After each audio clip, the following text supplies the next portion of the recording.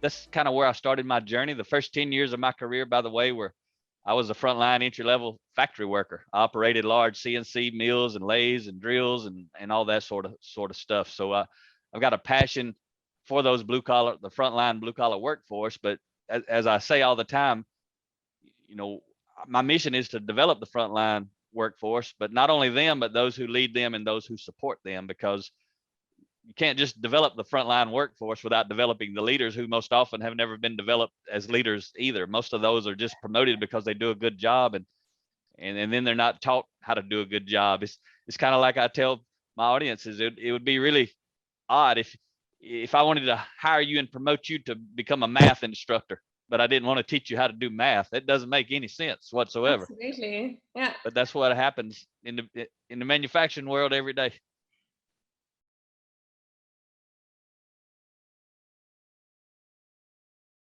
For me, I define culture as the collective values of everyone within the organization. There's nothing else it can be. The culture is the values of all the people who already work in the organization. So if you Absolutely. want to improve the culture, you got to improve the values of the people who work in the organization. And you can't make someone change their values.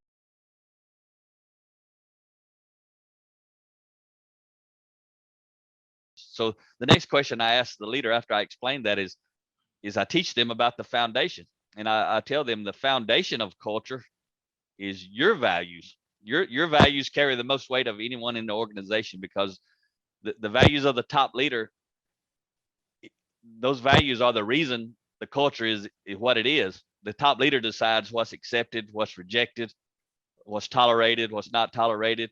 And because of all that, the leader decides indirectly who stays in the organization and who leaves the organization. And it comes down to the top leader. So I have to ask the top leader, now that you understand how I see it, you want to transform your culture, are you willing to change your values?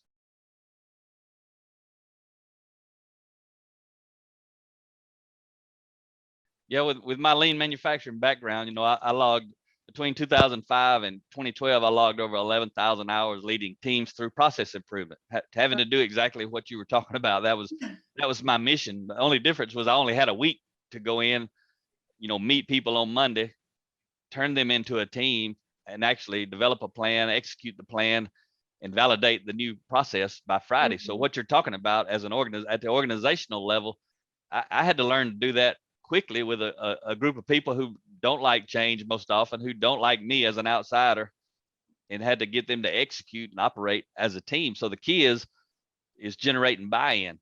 But one way you get buy-in is from a lean perspective, don't talk about eliminating the waste. Not first. Mhm. Talk about that second. First thing you want to talk about is eliminating frustrations.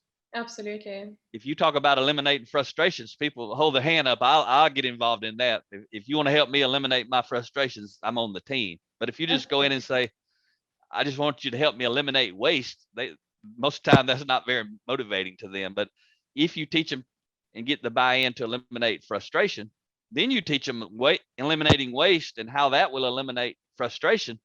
Now they're bought into eliminating waste.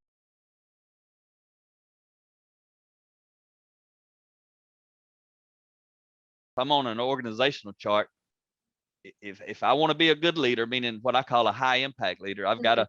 I've got to want I've got to have the desire and the hunger to move beyond that traditional management and supervision, which is just dictate, tell everybody what to do, and I'm busy.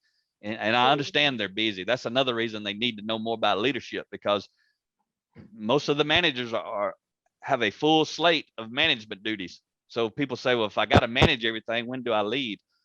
You've got to have it inside of you, so that in between every little sliver of management you got to do, you can slide in leadership by maybe asking a question or being motivational or inspirational, those kind of things. But ultimately, you got to have a hunger to grow and develop yourself Yeah. as a leader, and you got to have, beyond that, you got to have a hunger to grow and develop others as leaders. Because what I want all the leaders to know, so they'll do what you just described, which is invest in the development of the frontline workforce. Mm. If you'll grow and develop themselves, I mean those people on the front line, so that they can lead themselves well, and they want to lead themselves well, your job gets easier. You have a whole Absolutely. lot less frustration as a leader when people are leading themselves well, when they're taking ownership, when when they're taking responsibility.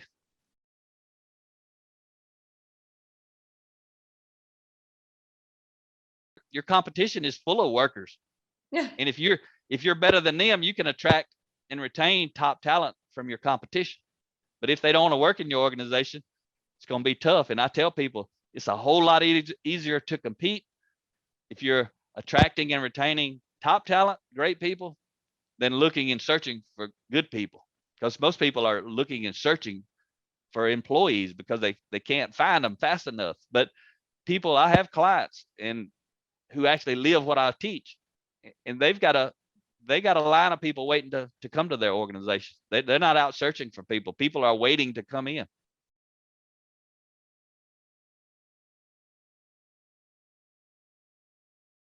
And so the 5 components for transformation, the first one is, and I'll break these down a little after I kind of give them to you, but the first one is leadership development. The second one is unifying purpose. Buy-in. The third one is unifying purpose. The fourth one is competency. And the fifth one is execution. And when you have all these things in place, you can achieve cultural transformation.